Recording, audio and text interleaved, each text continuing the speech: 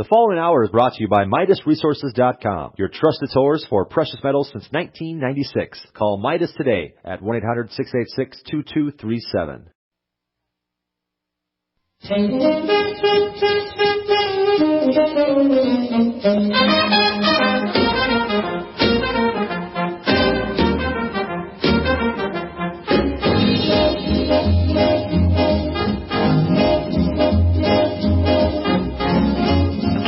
Welcome to the second hour of today's edition of Uncommon Awareness. Once again, we are here with Desert Owl, and you can listen to more of his work by Googling The Forbidden History or by going to therealpublicradio.net. That was his own radio broadcast program. He hasn't been doing live radio for some time, and it's my great pleasure to bring him on. What he comprehends, I'm going to stay away from that word, understand. Very good. What he comprehends. Very good. As far as what's going on is astonishing to me because, I've gotten it in bits and pieces from other guests that we've had on the radio. There are a lot of people out there that are well aware of what is the illusion, the deception, the fraud that we're under. But I've never met anyone that really comprehends what he does is with respect to the nature of language. And you were going to tell us about language. But the question I had for you at the end of the first hour, Desert, was, is there any uncorrupted language? Has language always been corrupted? Right. Or, because, we have the Tower of Babel, right? And we have in the Bible, because I know you're a biblical scholar as well as an etymologist. Mm-hmm. We have the story of the Tower of Babel, and we also have, in the beginning was the Word. And so we can comprehend how important words and communication are. And can you kind of link that for us? What was the Tower of Babel really all about? And has there ever been a spoken word among the human race that was not corrupted? Right. Good question. And Geshtun, if you change it into another European tongue. Geston, you can hear the word guess. So it means, a question means guess the tune. Guess the tune. There's your original thought right there. And, but I think we need to back up because you keep using the word language and we need to stop that.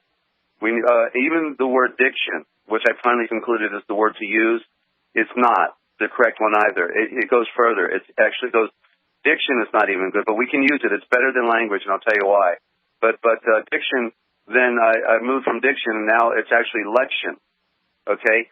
Lection, because, remember the eclectic, there was the eclectic reader.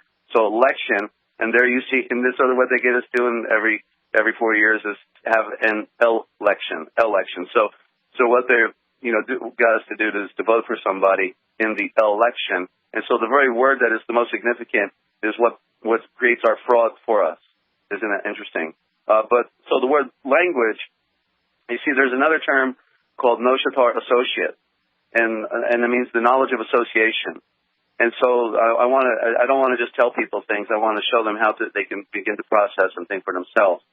So the knowledge of association means that if you're trying to find the meaning of a word, then you go into a dictionary and you look at the words above it and you look at the words below it, because the words above and below any word that you're looking at are going to be a reflection on the word that you're looking at, and it will help you to have a better scope on whether the word is a negative, a positive, or will give you an expanded, comprehension of its meaning. So the knowledge of association. So you've got to compare the words. So when you go look up in Wilde's dictionary, which is where I discovered it, 1933, circa, I saw the word language, and then all of a sudden, just a few words before it was the original word. And of course, it's not being defined as such, but I am in tune to be able to pick up on that because nobody's obviously revealing the conspiracy of diction. And it is the word langrage. So it sounds like it, doesn't it? Language sounds like langrage. You hear it? Yeah. Yeah. If it sounds like, it probably is. And so what is langrage? Langrage is what when a ship wanted to have a sneak attack against another ship, and to prevent it from being able to, escape the attack, then a ship would be coming close by one side of the other ship, and they'd have a cannon or maybe several cannons loaded with rope, tied with lead balls and other rigging and metal and glass and every kind of garbage that they could throw in it, and then they would come by the other ship and they would quickly shoot out of their cannons all of the rope and the lead and the riggings, and it would all wrap around the sails. And it would, if there were people on deck, to cut their head off, and it would literally totally wrap the sails up so that they couldn't drop the sails and go and move. And so basically, land grudge. If you're using the land grudge, then it means you're dead in the water. You can't go anywhere. You see, and so they got us using their land grudge, which in essence means the garbage that you put in your garage.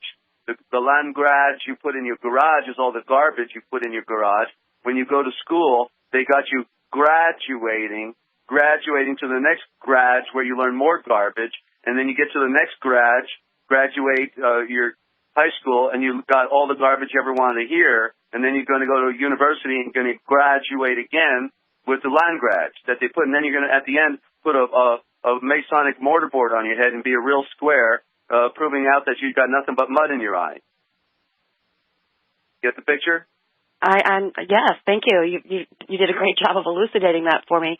So that was probably the fastest all-time presentation on that one, but anyway. Well, we've discussed on the show before just the irrelevance. The irrelevance of modern education. I've shared with you and with listeners before. I've got a 16-year-old daughter. I'm trying to encourage her to take some time off after high school, which people in family and friends and so forth think I'm nuts.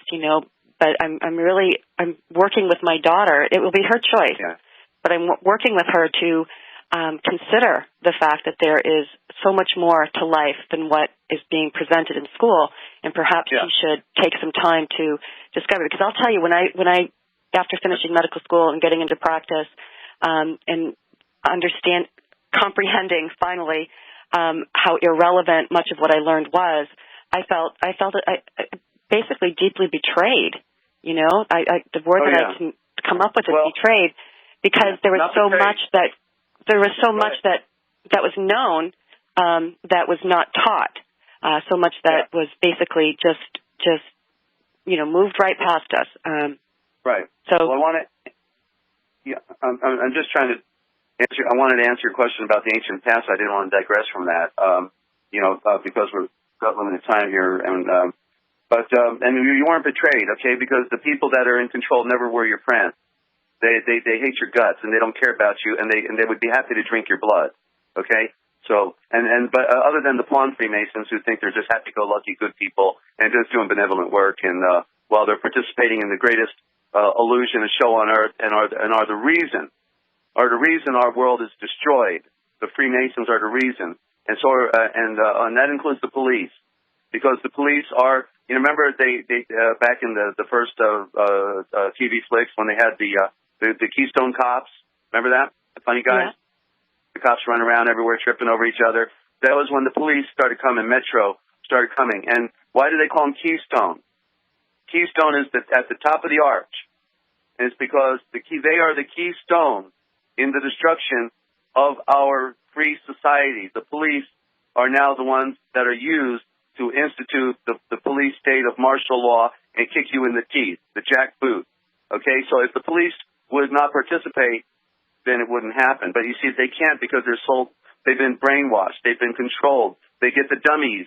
They don't get the high IQ people. They get the low IQ people. And so that is the keystone in the destruction of every culture throughout history. It is the police, and they are under the control and payment of the controllers who print the funny money and the religion. So anyway, so now we're going to go into the history. So the question was basically, has there been any pure form of diction?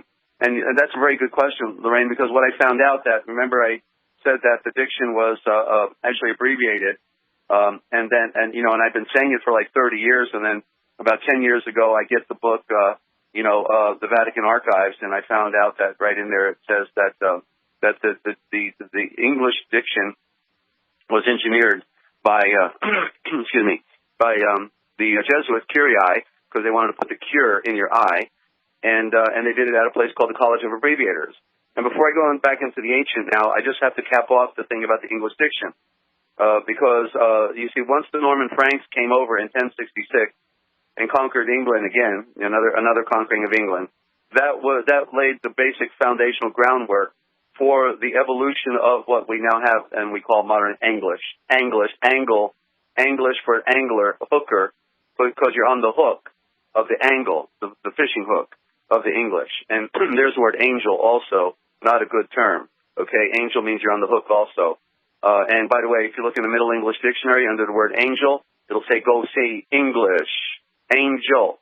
Okay, and so as part of the grand conspiracy. So if you look at Middle English, it was a hodgepodge. If you get a Middle English Dictionary of all this alphabet soup, every little community had its own little version of English. And so then it had to be standardized, and it was standardized by Francis Bacon, who used the pen name William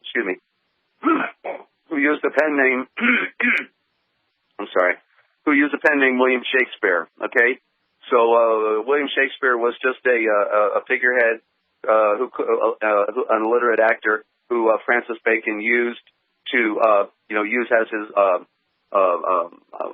persona, to do all the Shakespearean plays. It was really Francis Bacon engineering the New Atlantis and the 500-year cycle of the American phony discovery. And so that's how English evolved through that legacy right there. And so then the King James Version Bible became the standardization of Shakespearean English. 90% of it was Tyndale, but he got no credit for it. They burned him at the stake. And then King James and the Cultic, who wrote the book on the Book of Beasts. A pure occultist Freemason, creates a code book called the King James Bible. It is a code book with occultic codes in it, and I can define them anytime.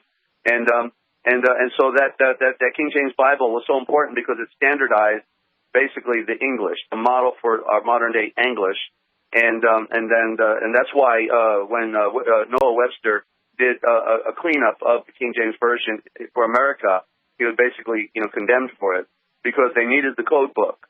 That's why there's the Gideon Bible in every hotel, because when they're mind controlled, freaks go into a hotel anywhere, they can pick up the phone and it says, God, this is God calling you. Go into your book and look up verse 923, okay? And there's your message, okay? And then the message is a trigger, and it tells them something. I just want to prove out that is Shakespeare. Okay, there's our music. You go. I got a whole desert. There's our music. We're going to break. And again, I have a couple more questions. When we come back, I'll ask them. Hi. In that last segment, we really got quite a bit to wrap our minds around, and I thank you for that, Desert. But the question was, again, is there any such thing as uncorrupted language? Thank you, for bringing it back, because I know there's a lot. It's a long. There's no easy answer sometimes, But the simple terms, no, there is none. There was, originally. You see, the Aramaic, let me look at my notes here because I was defining it this morning. Aramaic, hold on. Aramaic is the original tongue of the Aryan race, okay? Clearly there were races here prior. The great mystery is that, it's not what our scriptures are saying. It's what the scriptures are not saying about our ancient past, okay? It just like I said with the media, okay, it's not what they're saying, it's what they're not saying that you want to hear. And so there are so many enigmas about our past that if I say something, remember that the book that is written does not say everything that happened and that occurred with the origin of man. And this thing about spontaneous generation and the creation of man. The Aryan race came last. And the Aryan race came here to bring truth to mankind, the mankind that was already on Earth, Neolithic, African, the Asian,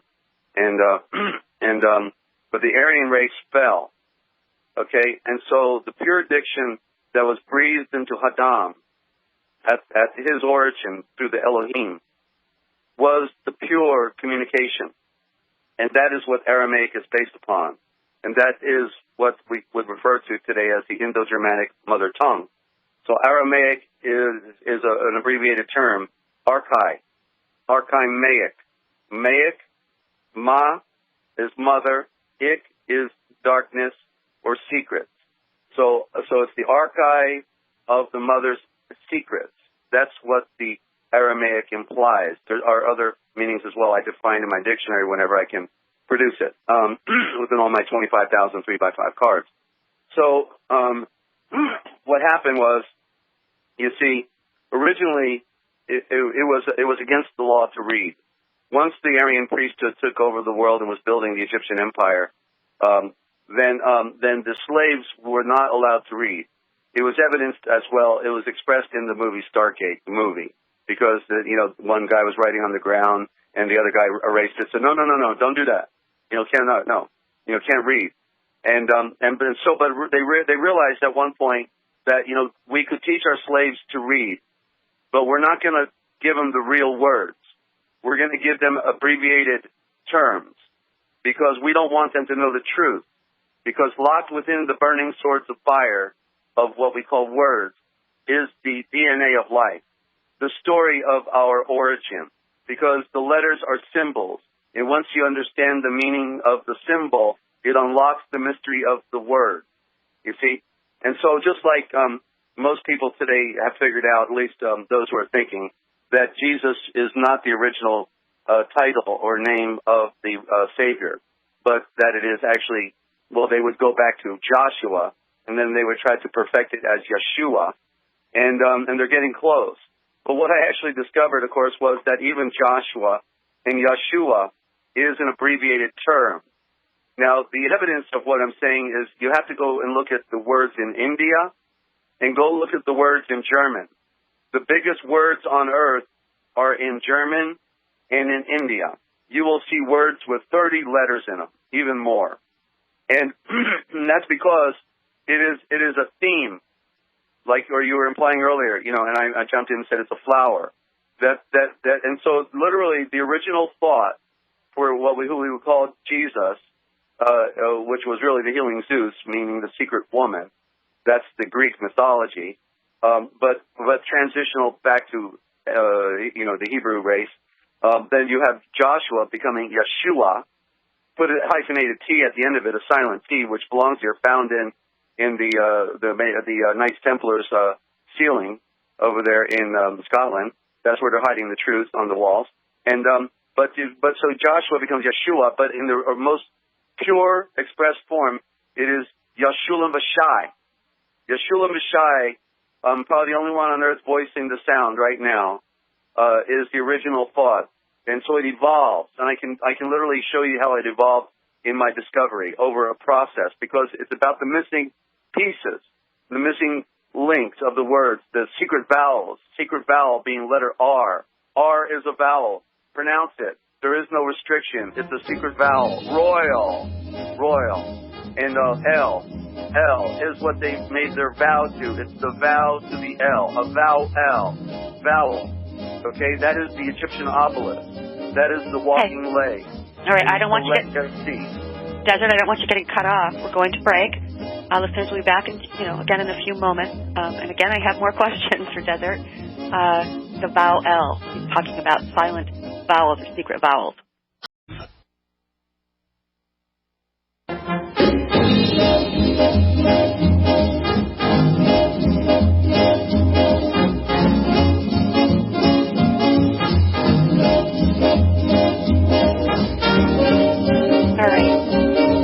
I'm just going to do a little recap on that last segment that Desert shared with us. So, Desert, you're talking about the original language, the first language, perhaps. Diction. The first diction being Aramaic. And I just want to share a little something with you. There's what we also. I want you to know before we go there, okay?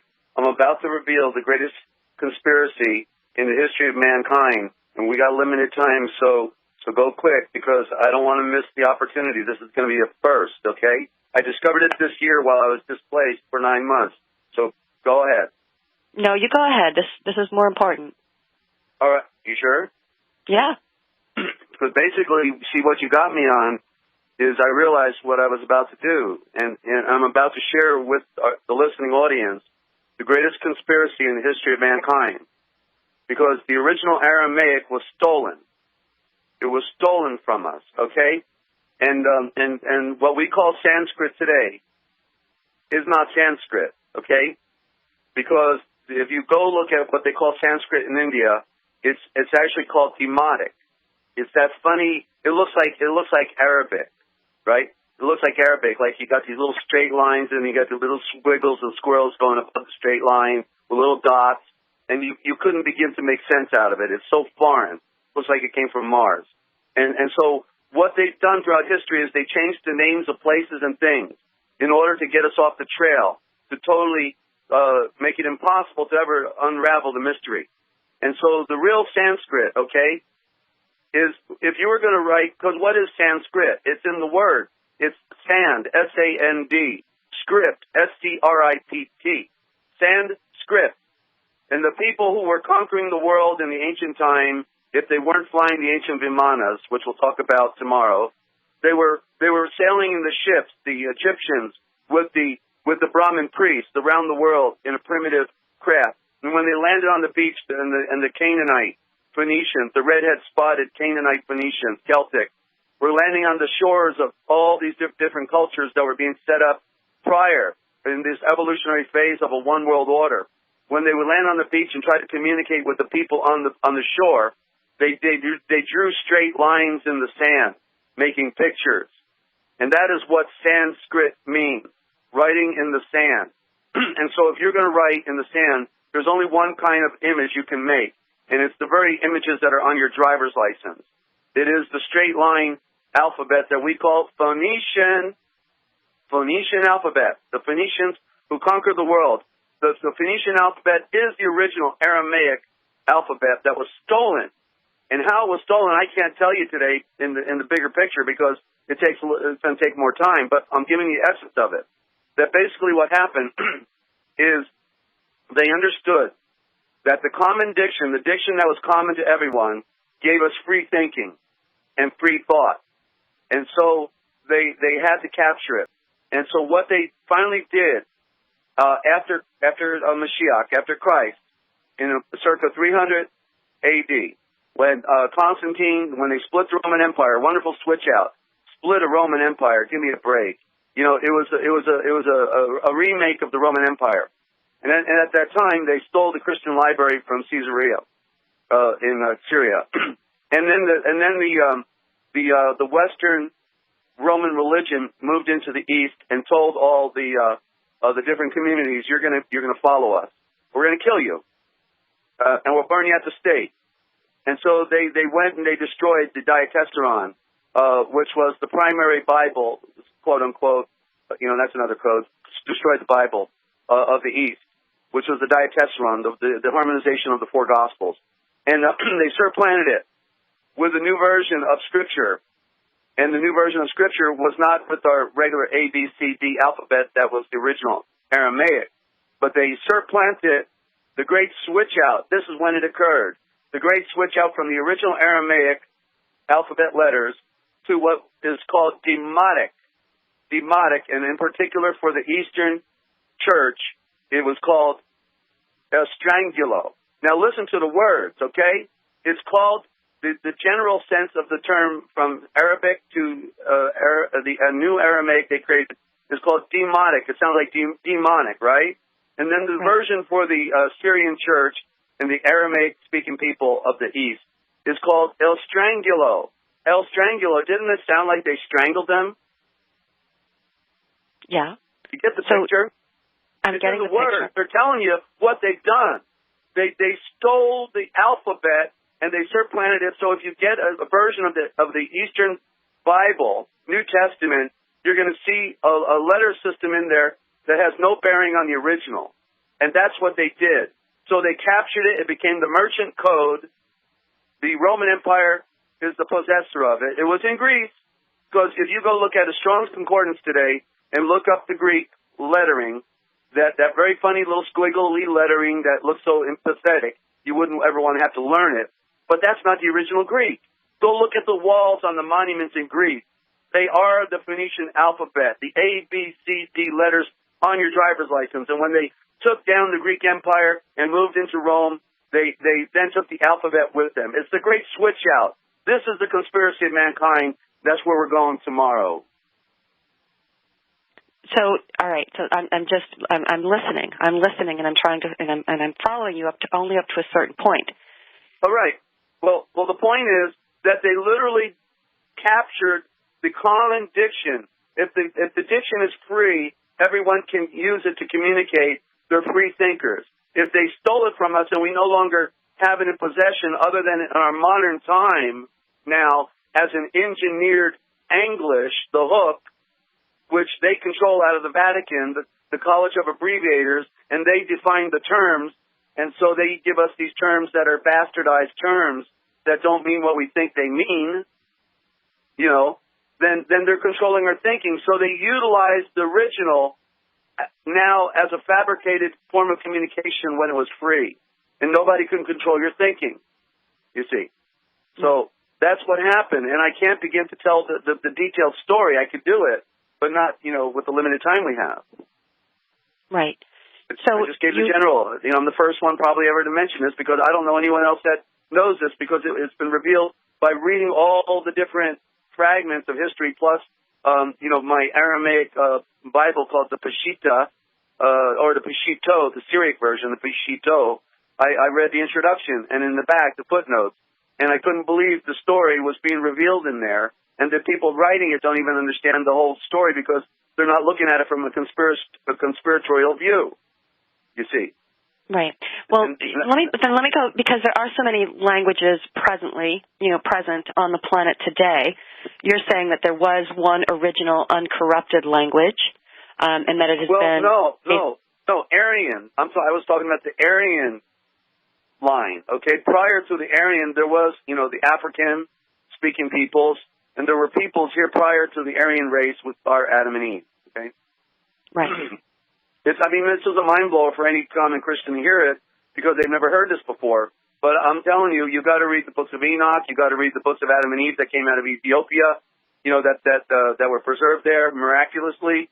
Well, Israel, why do you think they burned Israel? Why do you think they burned the libraries of Alexandria? Why did they steal the library of Caesarea? Because the truth can be known, but now we no longer have the record, only but fragments. So the Heavenly Father just allowed me to be adept through the enlightenment of the anointing of truth to be able to pull these pieces together in order to be able to see the grand scheme of what they've done. So from a conspiratorial point of view, that's why I had to become a political activist, to understand about conspiracies and the Jesuits and the secret societies. You see, I never would have known this stuff if I didn't become that political activist and had to go through the hell I went through for the last 25 years. It was part of my theological study, you know what I mean? In other words, at one point when I got into the political arena, and I started looking at, their code and all the dollar bill and everything else, the images and the overlays in Washington. It was like, oh wow, I can't believe it. We thought when Moses left Egypt, and went, into the wilderness, we thought he left Egypt behind. It looks like Egypt followed us all the way down the trail. All right, I want to ask a question. Not all languages not all dictions that are presently used to communicate in the world today are based on an alphabet. Some, just like Chinese. Some dictions are basically communicated through symbols. And so how does that tie into the corruption of diction, the corruption of communication that we're living with today? First of all, they had to have one form of communication to control mankind's thinking, and that's what English is about. You see, in other words, my ability to interpret the code, can only happen through the English, because the English is the one that's being used. Others are engineered, yes, like the Russian. Russians didn't have an alphabet. It came out of Rome. That's why the royal family of Russia is called Romanov. Why do you think they're called Romanov? Because they were agents of Rome. And so, Chinese is based on a whole other form of communication. And I apologize, I'm losing my voice here today. And I'm losing my thought here. Where I was That's going. all right. We were talking about languages that are. Well, look, I want to give you the overlay, okay, with this cultural thing, okay, because the overlay is found right in Washington, D.C., in the latest hub of their one world order, okay, because you got to be able to read the symbol. And Babylon was surrounded by walls, 12 miles by 12 miles. Washington, D.C. is surrounded by walls, 10 miles by 10 miles. It's a square. They created a square. So that's Babylon, okay? Originally it was known as New Rome. And then when, the switch out occurred, it became Washington, the whitewash. And now, excuse me, the overlay. So you look at the streets. If you look at a map, you look at the streets of Washington, you can see the Great Giza Pyramid with the King's Chamber and the Queen's Chamber. The pyramids, so Egypt is found in the streets. If you look at the buildings, you see Greek monuments. All of the buildings are Greek. Okay, if you look at the law, you find Roman law. And if you look at the designs on the styling going around the Greek building, you find the swastika continually on all the buildings. And that is the fascist Aryan Indo-Germanic. That is India. So I just gave you Babylon, Egypt, Greece, Rome, and India, all in Washington, D.C., evidence in all the design of the new Atlantis, okay? So it's in our face, but nobody can interpret the symbol. And that's why knowing the symbol of a letter is equally as important, because it tells a story. Each letter is a universe of thought. And then you compound them, and you get two letters, and you have another meaning. Okay. And so that's how it evolves. So it's fundamental. If you, in other words, they were on the right side of the brain. Desert, I don't want you getting cut off. We're going to break, listeners. We just have a few moments with him. Obviously, there's an incredible amount of passion in this topic for him. See you in just a few minutes. That's 30 days.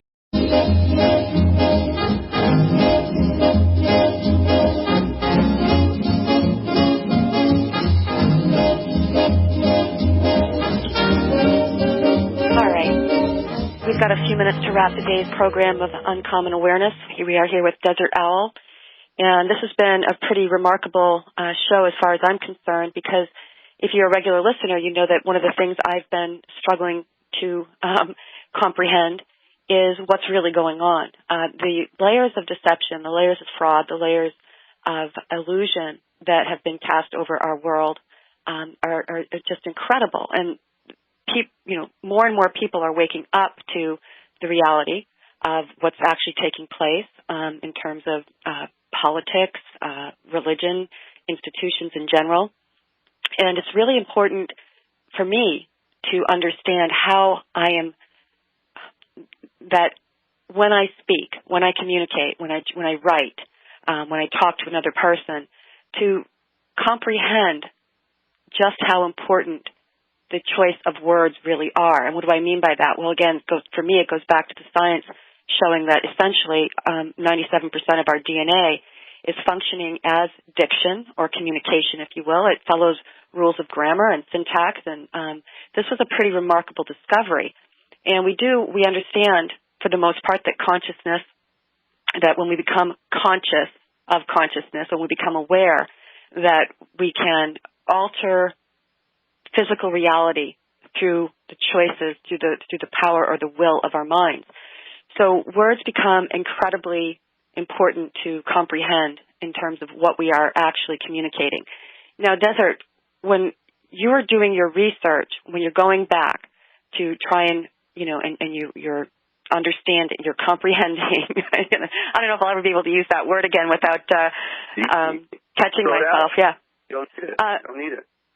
Right. Well, it does go back. The question that comes to my mind whenever these types of topics, I have the opportunity to discuss these types of topics with someone, the question comes in why, and I guess that's what we're going to be going through tomorrow to some, forbidden history of the world and other lost writings. The question that comes to mind is why? Why is this happening? Yeah. Simple answer, okay? Because it takes a million lies to cover the first lie. Okay? So we start with the lie tomorrow. Okay, and I see I got about 3 minutes left, so I want to cap off with what I was really going to start the program with. Okay? In the beginning was the Word, and the Word was with God, and the Word was God, you see, but that's King James, of course. But, so let's look at the Greek. It says in the beginning was the logo. Okay? Well, who doesn't know what a logo is? A logo is an image. Okay? And so in the beginning was the image. Or what is an image? An image is a symbol. In the beginning was a symbol. So what is the symbol? What was in the beginning? The beginning was a star. It was the light. It was the sun. In the beginning. Okay? And everything came out from the light. Everything came out from the star and evolved. And all creation evolved into its form. And everything is communicating. Everything. And so the DNA of life comes from the light, comes from the sun. Everything is a product of the Redeemer. All things were made by Him. There is nothing made that He did not make. Okay? And therefore everything speaks. Everything is at His disposal. Everything moves for His purpose, His import. Everyone else is in the outer darkness where there is the weeping and the clenching of teeth because they are lost in deception. There's people who think they were gene spliced by aliens. Okay? I'm a product of the divine order. I was made by my Redeemer, and I am His image, and I want to go back to Him. Okay? He has been calling me from my mother's womb, and it is about the journey back. The only import of all of this knowledge is to find the way back home. It's simple. It's not about saving the world because the world doesn't want to be saved. It's dead. Okay? It's all the grand illusion. It's about getting through the layers of the onion to the reality of who we are, where we are, why we are, and when we are. And when it's all said and done, it's about getting alone and away from all the chaos and on our knees. Thank you, Lorraine. Thank you, Desert. Well, listeners, he'll be back with us tomorrow to discuss basically the substance of his 30-plus years of research, forbidden history. And, I, for one, do realize that we've been around for a lot longer than they'd like us to believe we have. There have been many other civilizations and cultures, and tomorrow I'll bring up, some of the people that are doing this work as well, looking at what they really don't want us to know and understand about our history. So thanks for being with us today. I'll get my techno issues resolved and see you tomorrow morning, same time.